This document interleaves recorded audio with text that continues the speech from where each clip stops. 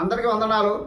అబ్రహాము ఇస్సాకుకి వివాహం చేద్దామనుకున్నప్పుడు ఇందు నిమిత్తమై ఆదికాండము 24వ అధ్యాయము 5-6 వచనాలు.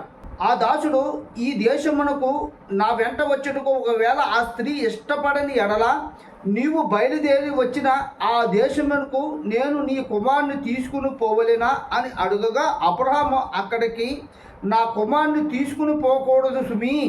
అబ్రహాము ఇస్సాకుకి వివాహం చేద్దాం అనుకున్నప్పుడు హారానులో ఉన్నటువంటి స్త్రీతోనే వివాహం చేద్దామని నిర్ణయించుకున్నాడు. అయితే ఇస్సాకుకి భార్యను చూడడానికి ఎలియాజరుని పంపించాడు.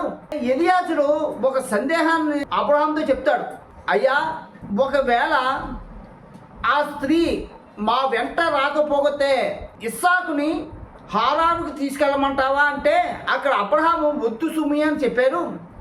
ఎందుకు తీసుకెళ్ళద్దన్నారు? దేవుడు అబ్రహాముని దర్శించి నీ స్వజల్ని నీ దేశాన్ని విడిచిపెట్టి నేను చూపించే దేశానికి వెళ్ళమన్నాడు.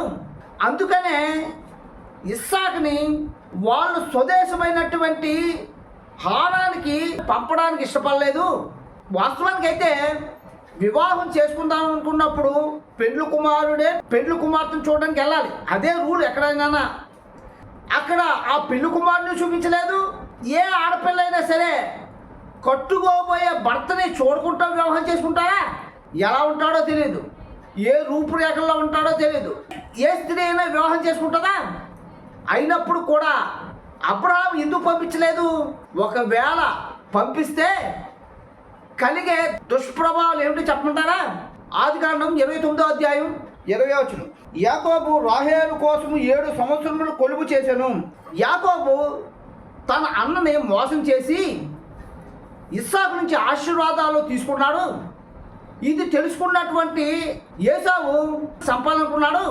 ఎక్కడైతే నా చిన్న కుమారుడు అన్న చేతిలో చనిపోతాడని చెప్పి రెబ్కా ఏం చేసిందంటే యాకోబుని హారానికి పంపించింది. ఇది ఎంత విరుద్ధము!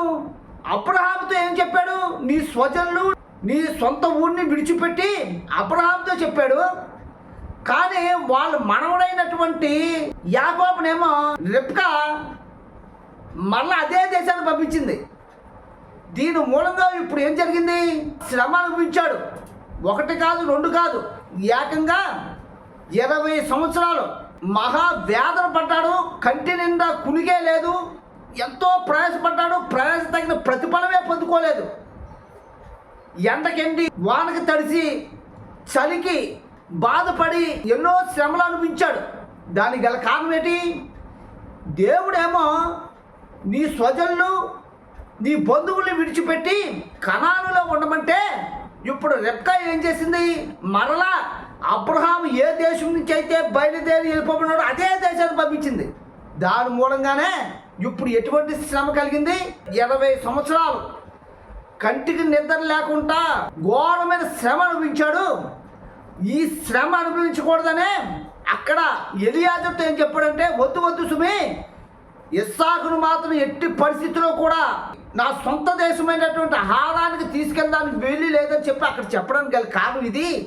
ఒకవేళ తీసుకెళ్తే కలిగే దుష్పరిణామాలు ఏంటంటే తెలుసా?